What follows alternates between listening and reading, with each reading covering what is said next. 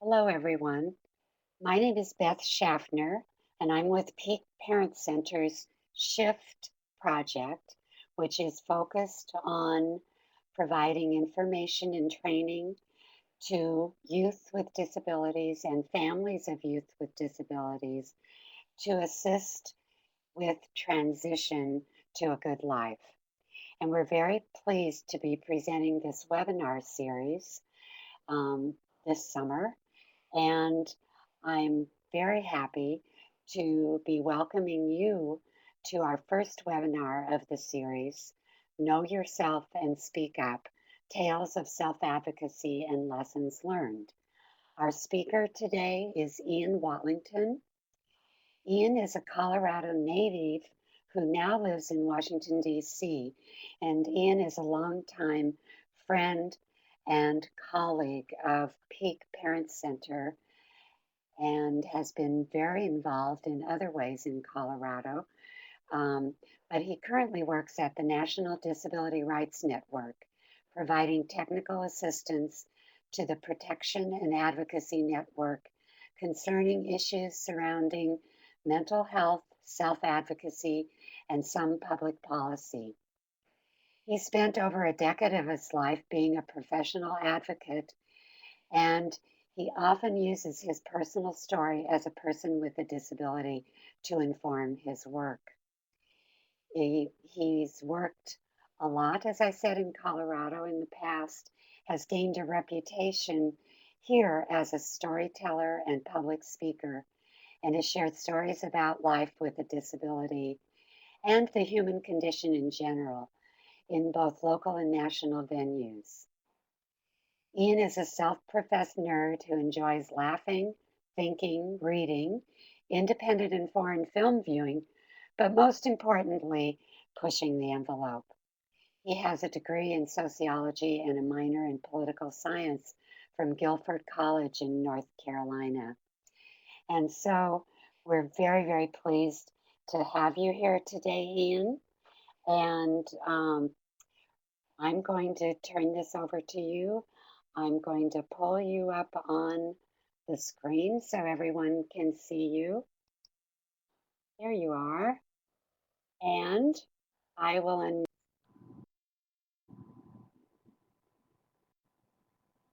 Hi, sorry for the little delay there.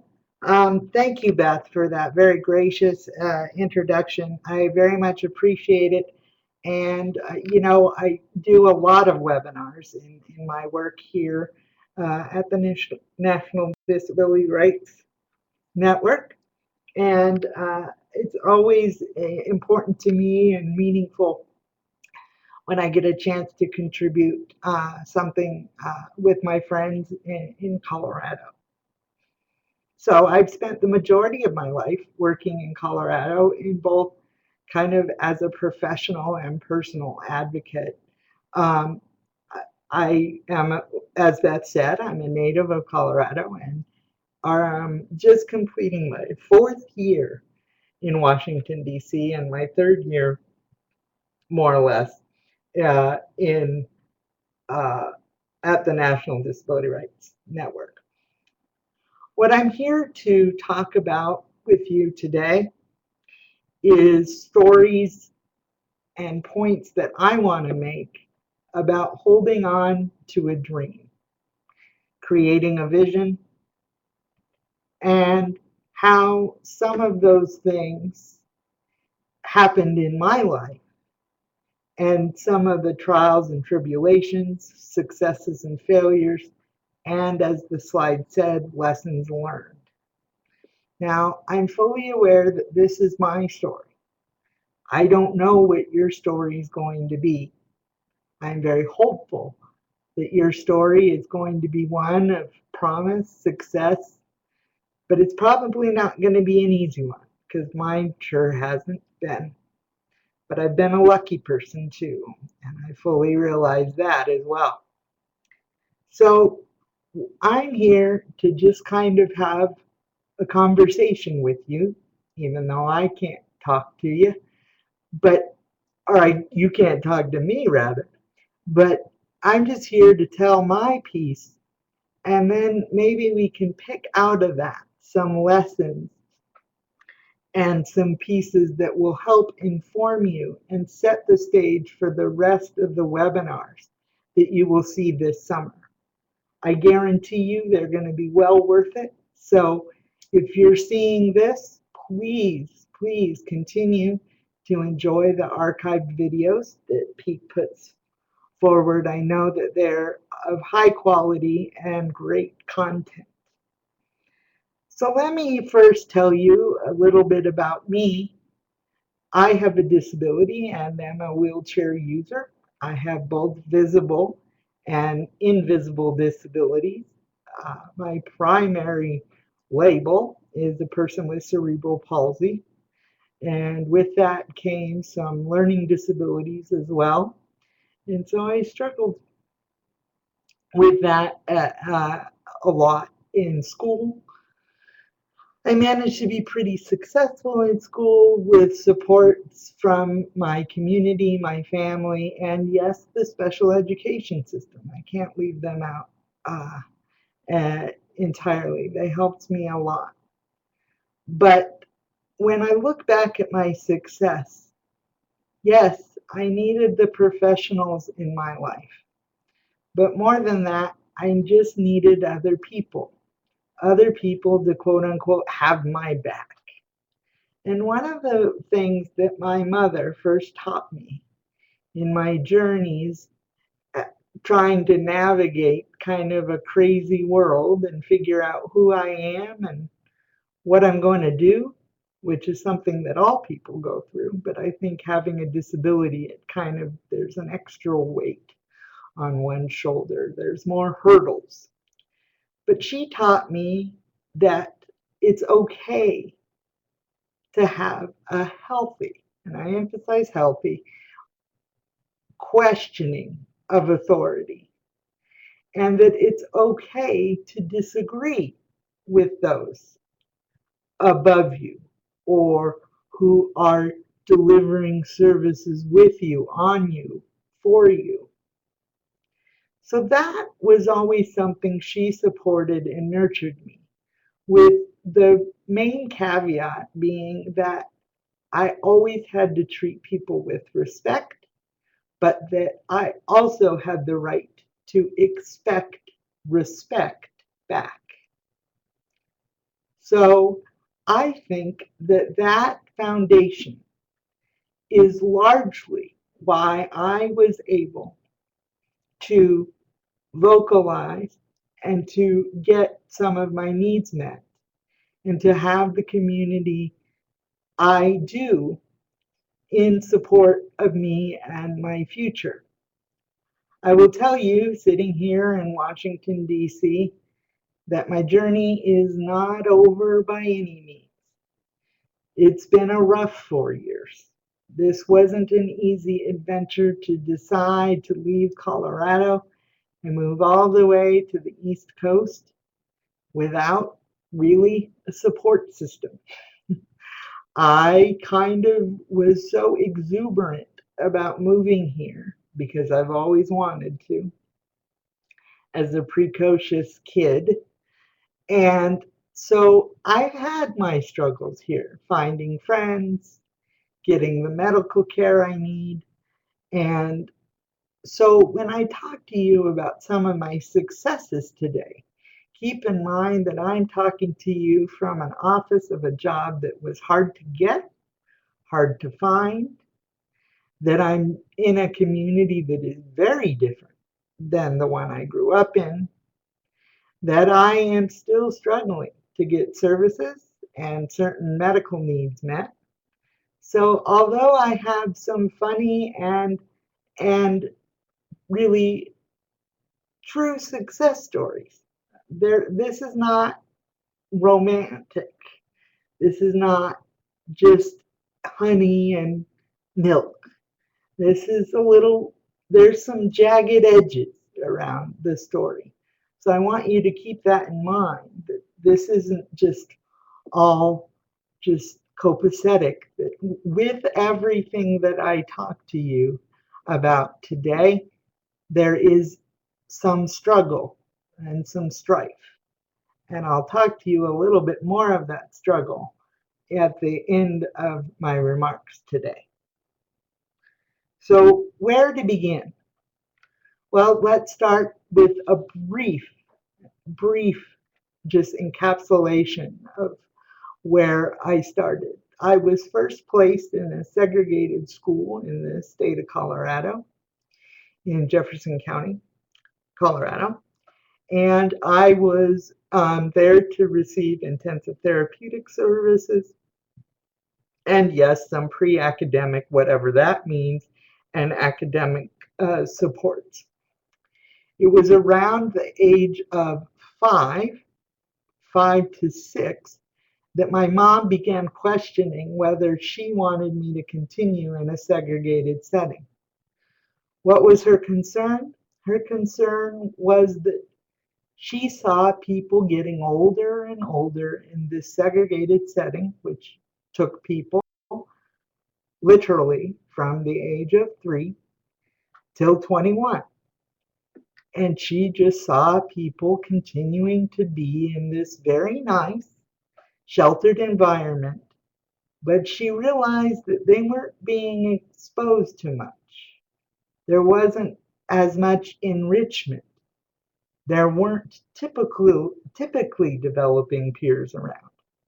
So, after requesting an IEP meeting, those lovely IEPs, she fought tooth and nail with the objection of the social workers and some of the professionals that I go into a regular program.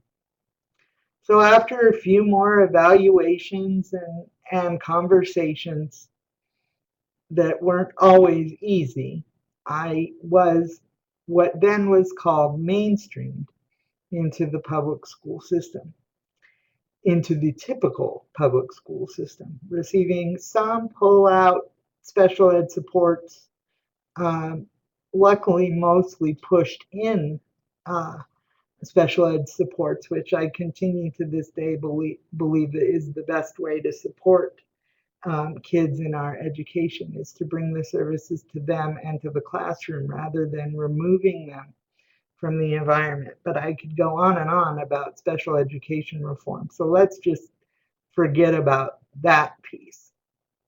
But I was lucky. I was able to find some friends and develop along my way. And I was able to do so and practice having my voice. One thing was that I was at all of my IEP meetings from second grade on. Now, I wasn't at the whole meeting or didn't understand everything that was talked about, but that it was my mom's philosophy that if this plan was about me, for goodness sakes, I should be there. And so I learned from an earlier age that I could speak and that adults weren't always scary. I've met some scary adults, but, and now I am an adult, but not a scary one, I promise. But anyway, I learned to not fear adults and to be able to articulate some of my needs. I realize that some of you out there listening, family members, you may have uh, young adults or children who don't have as easy of a way of communicating and articulating their needs, but I am fully convinced that with assistive technology and creative thinking, there always can be a way to try to figure out what the needs of a person is, what the desires of them are, but it isn't easy. And again, it wasn't just a pretty picture in my case, but I truly believe that people with disabilities of all types all have dreams, all have wishes, all want to take a risk. whatever that may be, at whatever level they can, whatever level they want to, that we must keep challenging the systems that our society created to see disability differently. And by doing that, we must, with children, parents, family, concerned community members, keep pushing the envelope. Because I come from a school of thought that says my disability isn't the problem. What is the problem is society's failure or inability or unwillingness to accommodate my disability. And when you don't accommodate the disability, it is pretty disabling. So I don't believe that it's all about the medical model, your labels, your symptoms, your affects, your issues, whatever your behaviors. I think those play a role. I'm not naive, and those all inform and develop and play a role in our maturation, if you will. But I don't believe that concentrating on those things is necessarily a good thing. I think keeping them in the back of our minds is important, but rather we must focus on where we stand in society, where society stands for us, and that we must look beyond just the typical answers, the cookie cutter answers that the professionals will give us. That's easier said than done, and I realize that. But there's always ways to challenge the system bit by bit. And sometimes it's going to be easier than others. Sometimes you're going to have the energy to do it. Sometimes you're not. And that's okay. But I truly believe that if people with disabilities are going to have successful transitions into adulthood, it's going to be at the grassroots, at the community level, pushing systems to better meet people's needs. Now, there are times I will admit that I believe or I feel inside my heart, let's just implode the whole system and start over. It is so broken. Let's just, you know, screw it, pardon my French. Let's just start over, blow it up. But as much as I would like to be a revolutionary, and yes, I am somewhat of a radical in some things, I just don't think that a full fledged implosion and recreation of a system is going to happen. So, what we have to do is to push the boundaries of the system that we're in. And in a sense, and this I think is a hard piece for people to understand because we're dependent on the professionals. We can't just take them for granted and discard them completely. But honestly, to create real change, you have to create discomfort. And discomfort is, well, uncomfortable. It's uncomfortable for you, it's uncomfortable for the professional or for the system. But little by little, by creating situations of discomfort and zealous advocacy, we can chip away and find our voice and find the resources, some of the resources at least, to better achieve people's dreams. Now, let me tell you. So, my advocacy started while I attended my first IEP meetings and continued to uh, attend them throughout my school career. But my true advocacy moment where I knew that where I had to advocate, where there was a situation of injustice, whether there was a where there was a situation where my back was against the wall and the only way I was going to be able to get out of it was to speak up and to let my voice be heard. And it was hard and it was uncomfortable. But let me tell you,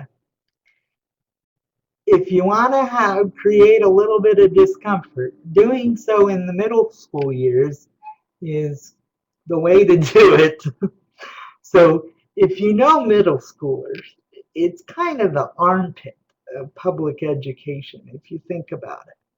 Your hormones are going crazy, you're squirrely, you're trying to figure out who you are. One minute you feel like you're an adult and your parents don't know anything, and then the next minute you want your parents to be there and hug you. It's just this whole time of just a bunch of stuff going on, for better or worse.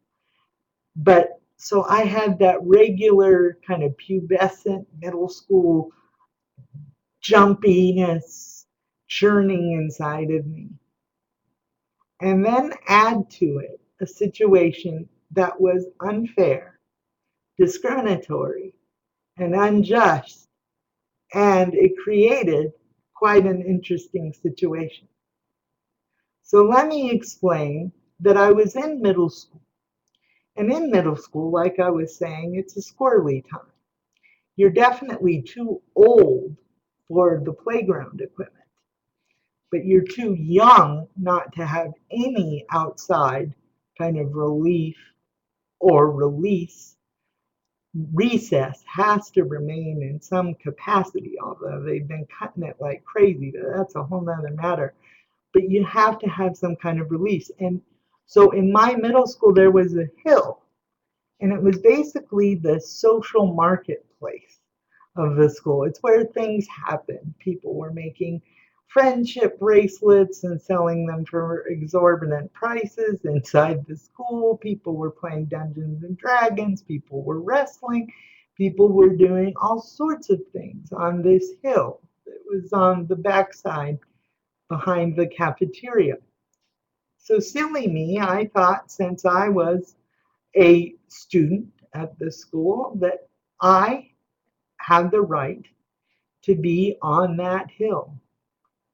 So some days I crawled up the hill, got out of my chair and crawled up the hill. And some days I was pushed up by my friends in my chair to a flatter area. And then I usually got out anyway. But one day, and so we're going to say day one of the hill. So day one, I was at the Hill and the vice principal came out, and it might have been the principal too. I can't remember. But I don't know about you, but one thing I've realized is that principals have a special look that they give. I don't know if it's in the water in the schools that they go to or if it's in the water in their graduate programs or whatever, but they can give you that look and you know that something's about to go down and you are probably not going to like it. So they came down and I just knew, oh crap. So I went down as they beckoned me and I asked them what was going on and they said, Ian, we're concerned. We're afraid that you might fall on this hill.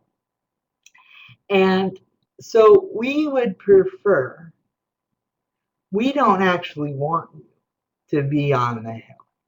That's not where we want. It's unsafe.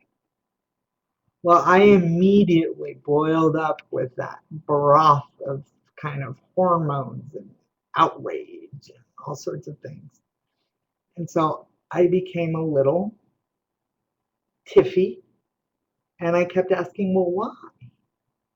And they literally said, well, there's this thing with your bones and your muscles that make you more at risk of a fall.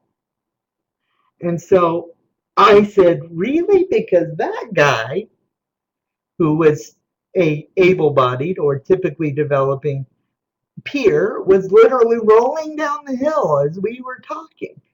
Aren't you worried about him?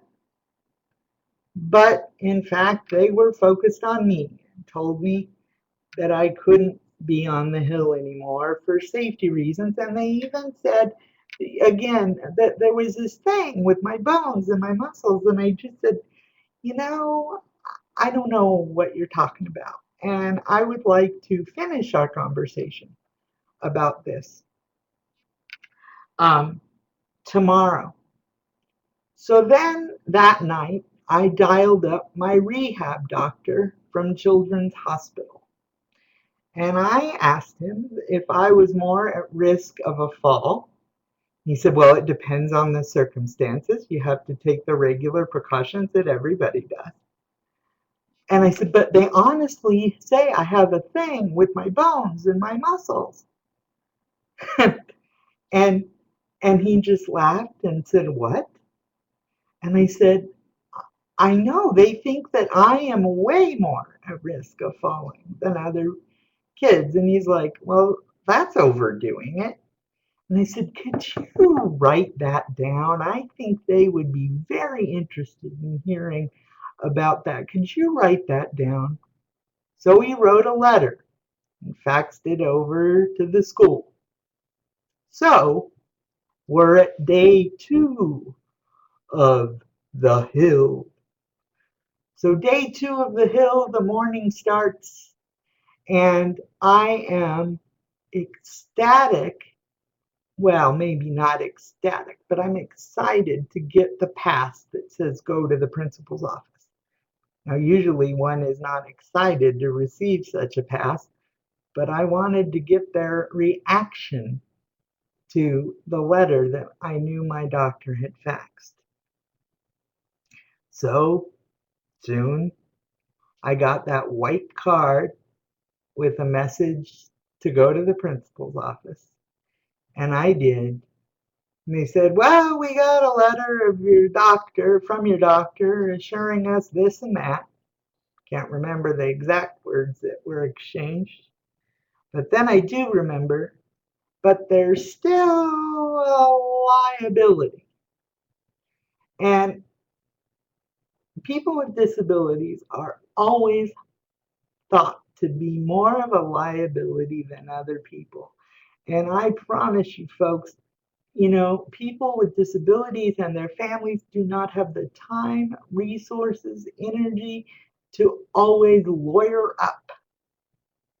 So I just find it just amusing that there's such this fear about liability and people with disabilities taking risks and that we must protect them and all of this. And I said, well, I immediately said, we'll sign a waiver. And quite honestly, I don't know where I came up with, we'll sign a waiver.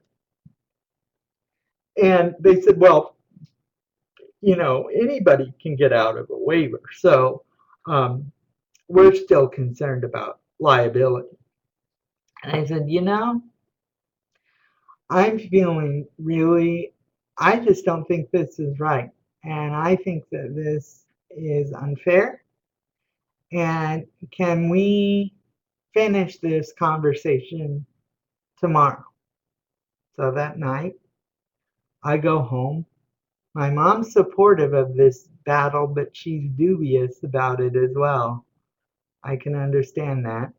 She's seeing her middle school kiddo taking on the bigwigs.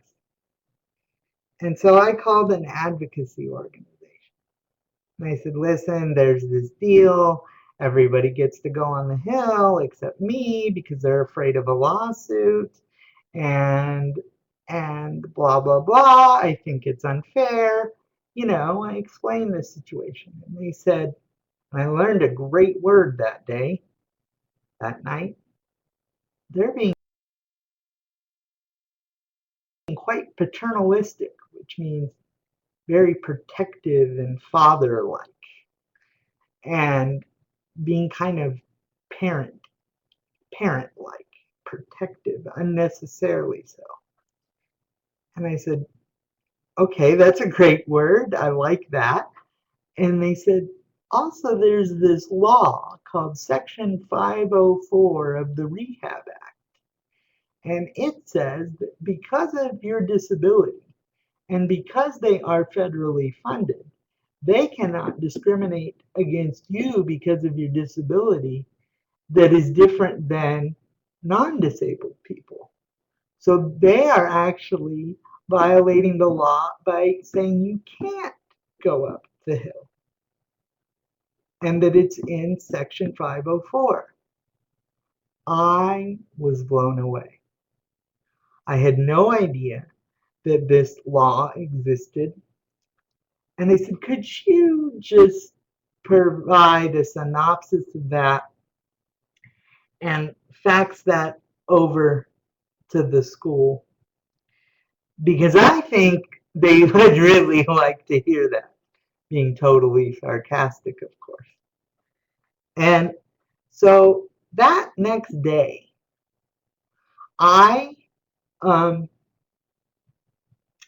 I waited. So we're at day 3 of the hill, and I was most excited this day because I had the 2 golden professions on my side. I had the medical profession and the law on my side.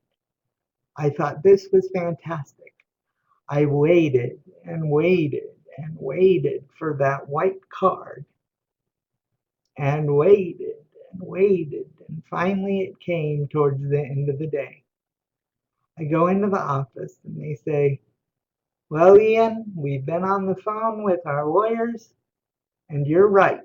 It's illegal for us to discriminate against you and not other people. So beginning tomorrow, no one will be allowed on the hill.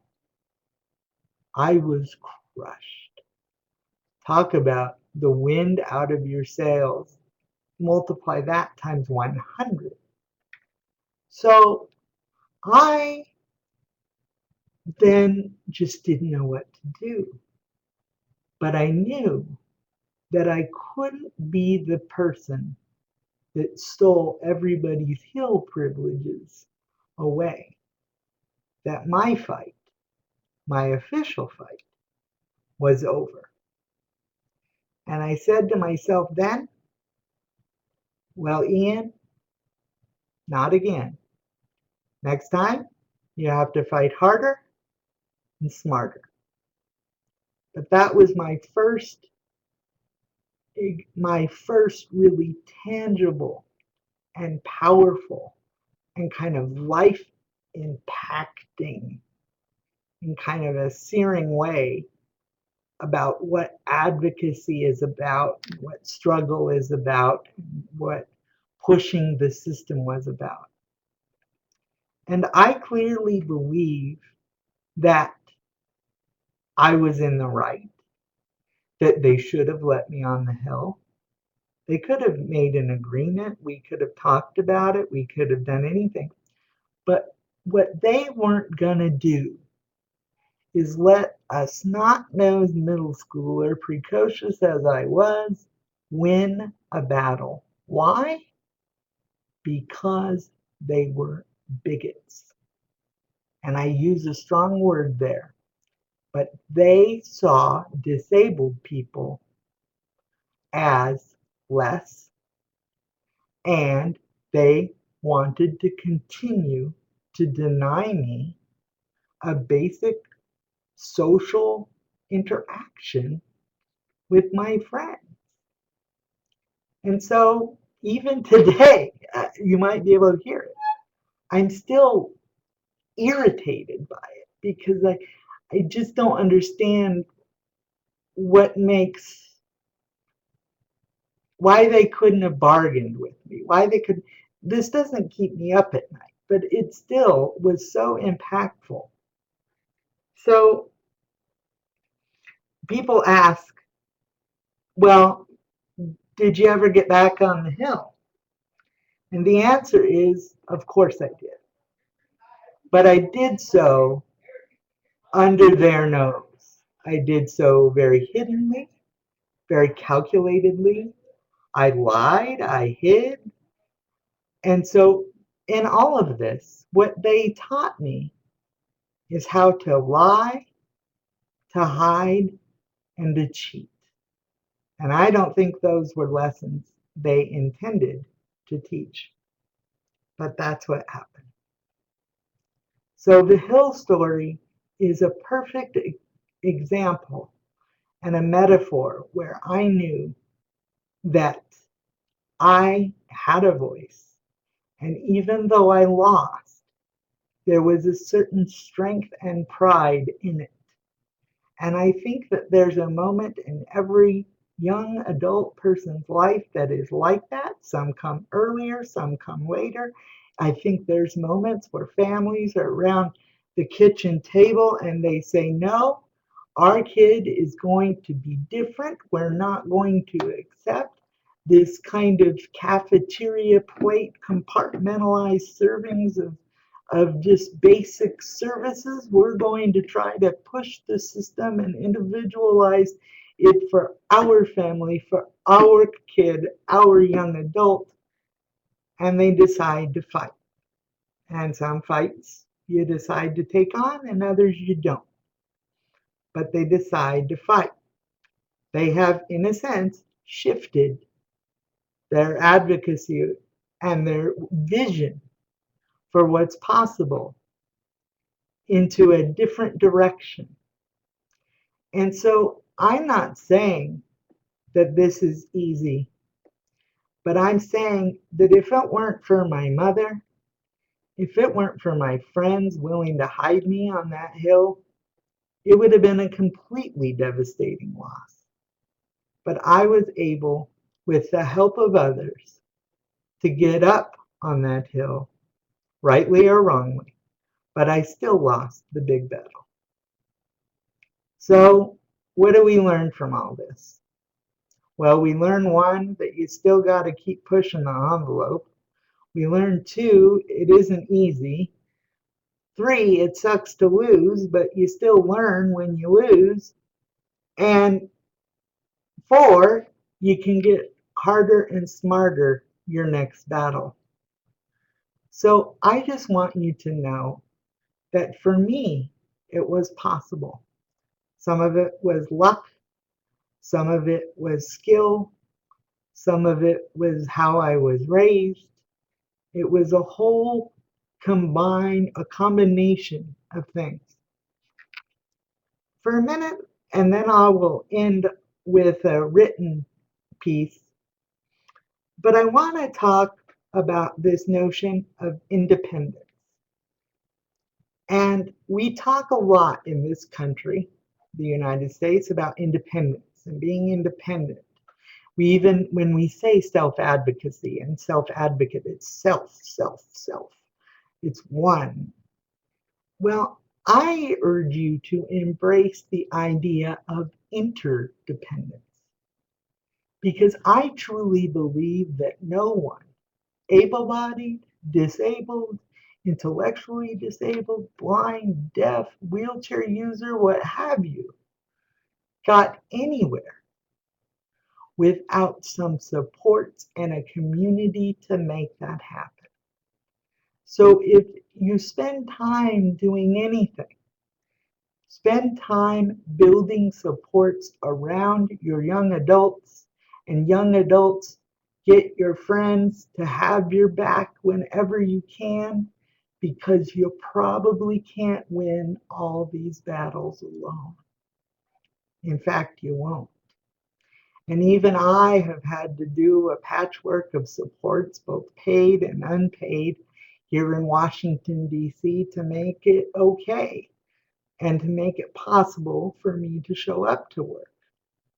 It hasn't been easy, but I have no delusions that I can do it by myself. So, one relief that it was for me was when I stopped dreaming about doing everything independently and I started realizing interdependence and the possibilities that come with it, and that in fact we all need each other. We all need each other. And when I wasn't forcing myself to be independent all the time, a huge weight was lifted off my shoulder and I was able to do more things. Well, time doesn't allow me to tell more stories, but I do have more.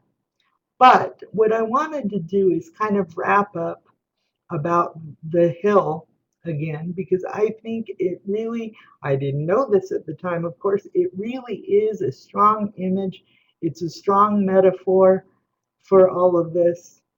And I want to continue to think about interdependence instead of independence. And I want to start thinking about things like making a shift. And with that, I want to think about citizenship. I am a citizen of the United States, obviously, and with that, I have rights and responsibilities. But am I a true equal citizen as a person with a disability? I would say that we still have a lot of work to do, and that citizenship should be our goal, letting us know who we are, what we need, what we want, to be our full selves, to be citizens, is really our next goal and the way we should push forward. That the concept of citizenship is larger than one set of services and one set of issues. It is larger. It is about people, humanity, experiences, rights, etc. So, with that, I have a little thing that I wrote with both shift and citizenship in mind, and I hope you find this, you like this basically. But I thought first, let's define shift. To put something aside or replace it by another or others, change or exchange, to shift friends or to shift ideas. That's pretty easy.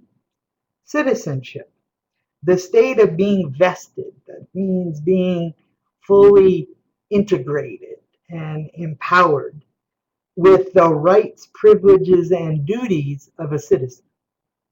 And I think we know basically the definition of what a citizen is in the most basic way. But here's what I have to say that has to do with shifting and citizenship. Well, holding on to your dream is not an exercise in naivete. Rather, it is an exercise in humanity and citizenship.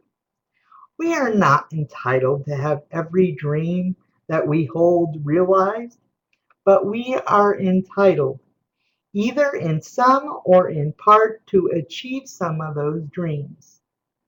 The act of dreaming and achievement of those dreams has, for far too long and historically, been quashed by people and systems that fail to imagine, innovate, advocate, and frankly, do their collective jobs. Let me read that again. We have, for far too long and historically, been quashed by people and systems that fail to imagine, innovate, advocate, and frankly, do their collective jobs. In a world where people with disabilities and their families achieve citizenship, there are both rights and responsibilities.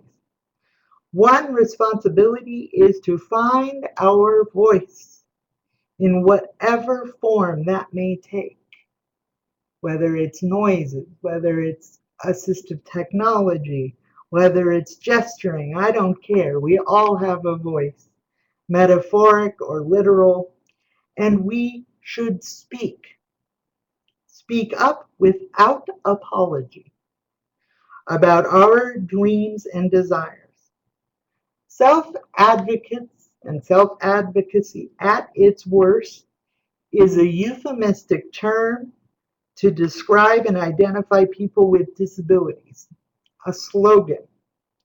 But at its best, it is an instrument by which we begin living the life we want rather than living the life of what a stale system wants to impose on us. This is not a path where one skips, gallops, or leaps. It is one of struggle, success, and defeat. But we must not forget that there's dignity in struggle, learning in failure, knowledge in risk, and true power in interdependence. So here we are, not knowing what's next. I don't know what's next, really, to be honest, either. What do we know, however? That we must shift. Our society must shift. We, as people with disabilities, have no choice but to gather ourselves up, to organize, and to get down into the grassroots, to hold on to our grit and well deserved, well earned righteousness, and lean forward towards our respective hills. This is not a Hallmark vision or a sappy Lifetime movie. Instead, it is a deliberate act of the community assisting one of its members to sit at the table of real citizenship and begin a conversation that leads to action, creates possibilities, and allows him or her to lean forward in her or his pursuit of happiness. Thank you, Peak. Thank you, viewers. I appreciate it. And I will see you soon. I believe our paths will cross. Thanks again.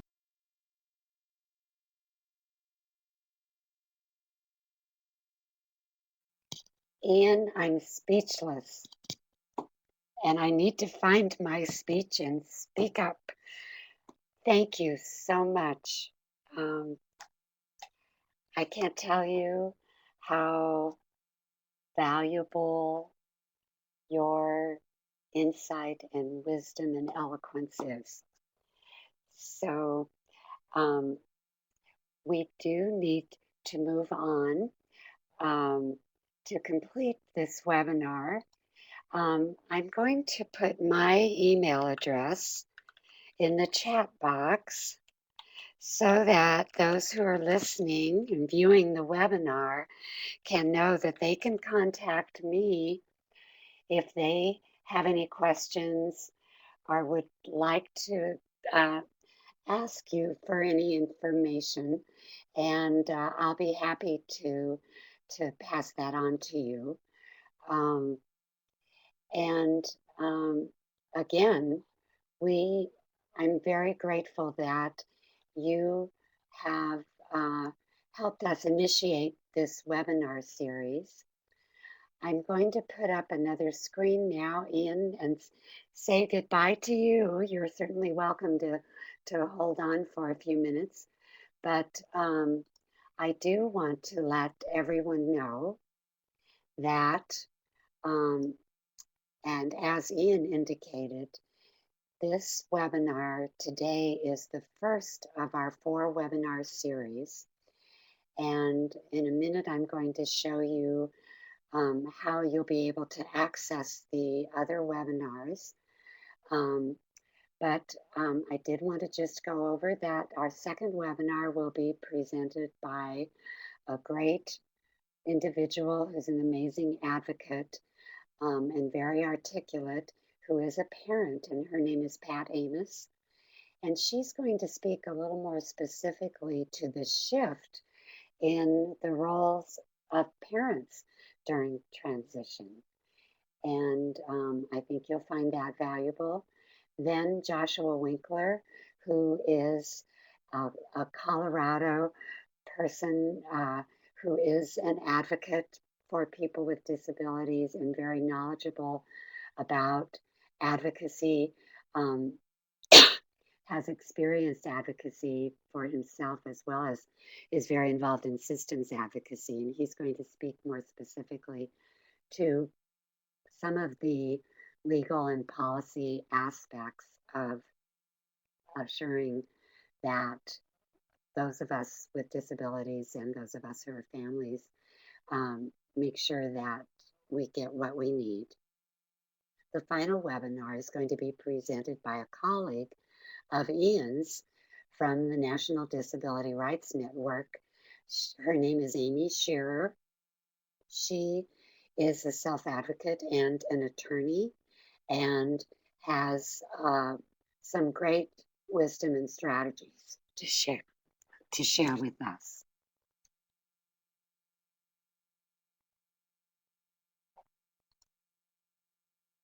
So the recordings of these webinars, all four of them, will be available for you or anyone you want to recommend them to access after October 1st, 2015 on the Peak Parent Center website.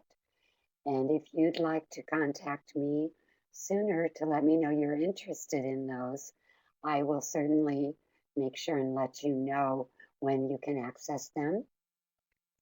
And also, anyone who's contacted our Shift project or participated in any of our webinars or in our workshops, um, or who has talked to our transition advisor at Peak for assistance around transition and accessing adult supports and services will get information about an announcement about the availability of the webinars. So please remember to contact Peak Parent Center and for information and for support.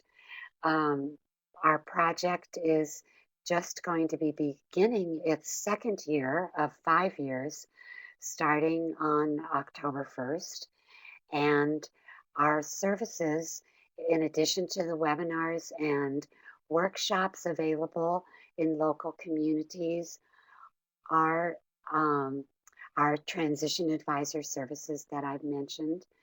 And I just hope you communicate with us with any questions, ideas, concerns. And again, I want to thank Ian for his amazing, sharing his amazing wisdom and taking his time to share with us today. And we hope to stay in touch with you. So thank you very much.